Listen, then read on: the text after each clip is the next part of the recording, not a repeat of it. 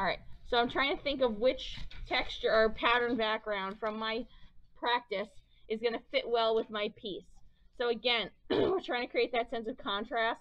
So like this is cool colors. So I tried to focus on more warm colors when I was doing my practice. And then I'm going to also think about what type of texture I have here. This is like small pieces and they're kind of organic. So maybe I want to have this more like angular. Okay, so I'm thinking maybe more like stripes, or maybe this one. I kind of like the pinwheel, so maybe I'll do that instead. I could definitely do this with my ruler, measuring and everything. So I'm going to focus on this, and I have shading going out from the middle. Since this point in the middle here is going to be kind of blocked by my spear, I think maybe I'm going to flip-flop and have my shading be on the outside going into lighter. So instead of having it be dark to light, I'm going to have it be dark out here to light going to the middle, so it's going to kind of fade out. So on my actual piece, using my ruler and a pencil, I'm going to start to lay in my pattern. So I'm going to kind of cross through my corners, and I'm going to draw very, very lightly, because this is just going to be a guide for my pattern. Okay.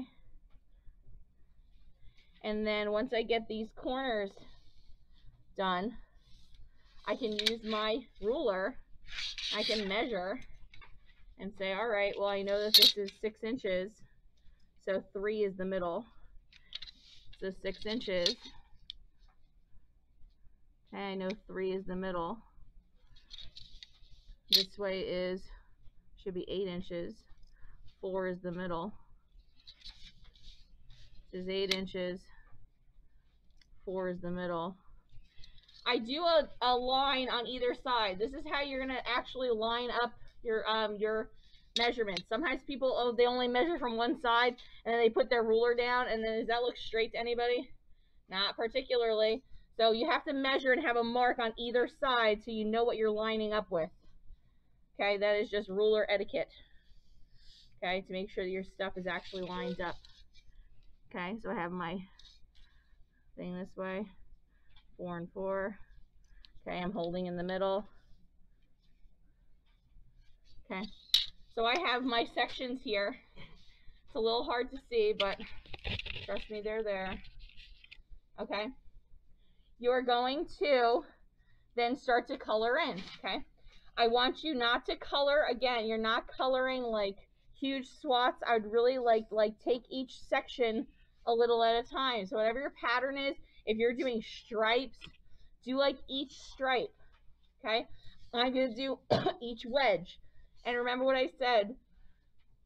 Oh gosh, remember what I said, that you want to kind of leave a little halo or very, very light value around the outside of your piece, because then that will help it stand out from your background. Okay, we want to have shading, so good color pencil use. Okay, it's a building process.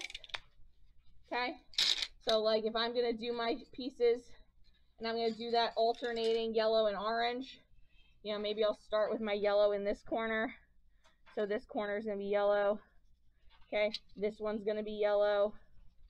This one's going to be yellow. I'm going every other one. This one's going to be yellow. And then I'm going to alternate. And then this one's going to be orange. This one's going to be orange. This one's going to be orange.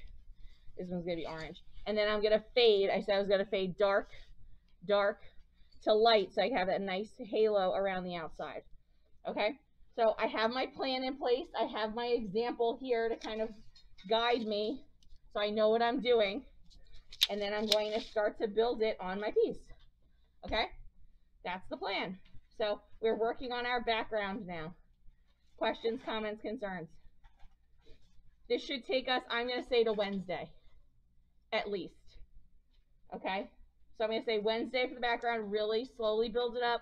You don't want to have like a nice spear and then have a shoddy background because you rushed. You really want to have a nice and slow build up, okay?